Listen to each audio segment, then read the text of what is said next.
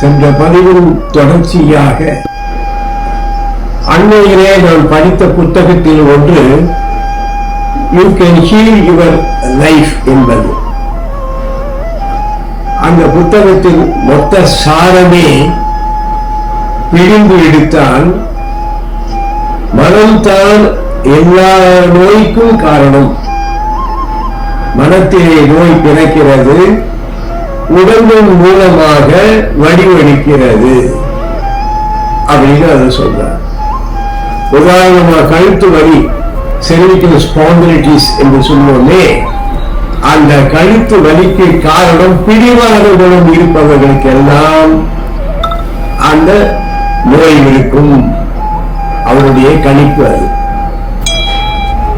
முட்டி வலி, அதுக்கு அடிப்படை காரணம் வளைந்து கொடுக்க முடியாமை, மற்றவர்கள் சொல்லுவது எல்லாம் ஏற்றுக்க முடியாது அப்படின்னு மறுக்கிறாங்களே, அது ஒண்ணு.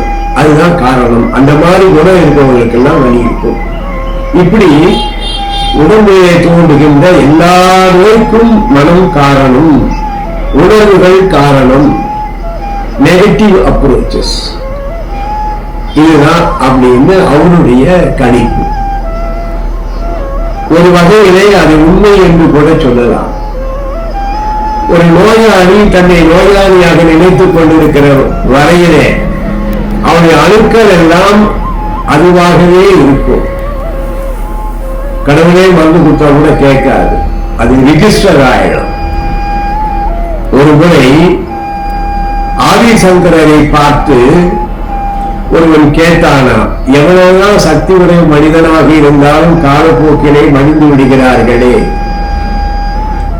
இல்லாமல் போகிறார்களே, காலம் கடந்து 5 கூட இருக்கலாமே தவிர அவர்களும் ஒரு காலத்தில் மறந்து விடுகிறார்கள், அது எப்படின்னு கேட்டாராம். அதுக்கு அவர் மிக எளிதாக சொன்னார், காலகாலமாக மனிதன் தன்னுடைய புலன்களாலே பொறிகளாலே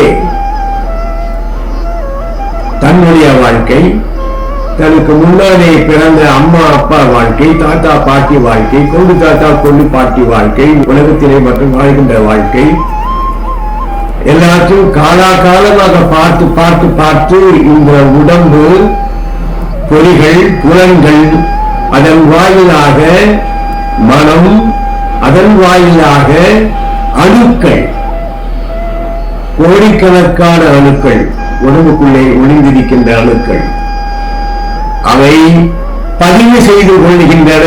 இதுதான் மனித வாழ்க்கை. நரை, திரை, மூப்பு, பிணி வந்து மரணிக்க வேண்டும் அப்படின்னு மனத்துக்குள்ளே அணுக்களுக்குள்ளே பதிவாகிறது. ஆகவே இது இயல்பாகி விடுகிறது.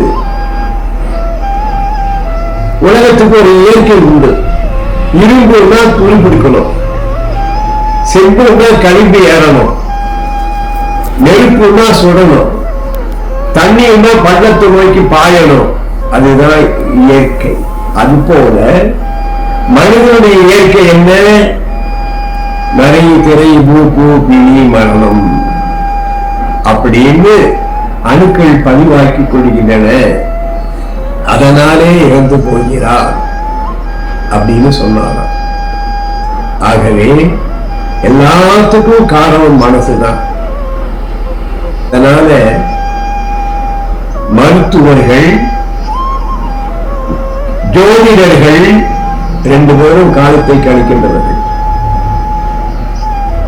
அஷ்டம சனி, அர்த்தாஷ்டம சனி, 7 சனி, இப்படி படுத்தும் அப்படி படுத்தும் அப்படின்னு ஒரு நெகட்டிவான எதிர்மறையான எண்ணங்களை, அச்சத்தை, சாதாரணமாகவே மனிதன் ஐயங்களுக்கும் அச்சத்திற்கும் கட்டுப்பட்டவன். சர்வசாதாரணமாக சந்தேகம் வந்துவிடும், சர்வசாதாரணமாக பயம் வந்துவிடும்.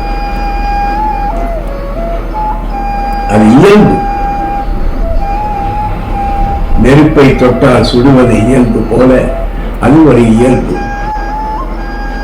ஆகவே ஜோதிடர்கள் எல்லாம் அச்சப்படுத்துவார்கள். குரு பெயர்ச்சி, சனி பெயர்ச்சி, ராகு பெயர்ச்சி இதையெல்லாம் சொல்லி சொல்லி மனிதனுக்கு ஒரு அச்சத்தை உருவாக்கி விடுகிறார். யாருமே ஒரு நேர்வரையான உணவை ஊட்டுவது இல்லை, அஞ்சுவதும் இல்லை, அஞ்சு வருவதும் இல்லை. யாமார்க்கும் குடி வந்தோம் நமனையும் அன்றோ என்கின்ற போல ஒரு நேர்மறையான உணர்வுகள் எது வந்தாலும் தாங்கள் உச்சி மீது வாழிருந்து வீழ்கின்ற போதிலும் அச்சம் இல்லை என்பது போல யாருமே நேர்மறையான உணர்வுகளையோ ஆக்கப்பூர்வமான சொற்களையோ சொல்லுவதில்லை. ஐயோ கேன்சரா, மருந்தே கிடையாது. பிபிக்கும் மருந்து கிடையாது, சர்க்கரைக்கு மருந்து கிடையாது, இதெல்லாம் நோயே கிடையாது. என்னை பொறுத்தவரையிலே வாழ்க்கையின் மாறுதல்கள், லைஃப் ஸ்டைல், வாழ்க்கை முறையிலே நாம் தவறு செய்கிற பொழுது பாரதியார் வார்த்தையை மீண்டும் நான் நினைவுபடுத்துகிறேன். தேடிச்சோர் நிலம் என்று பல சிம்பம் சிறு கதைகளை பேசி பொழுதுபோக்கிக் கொண்டிருக்கிறோம்.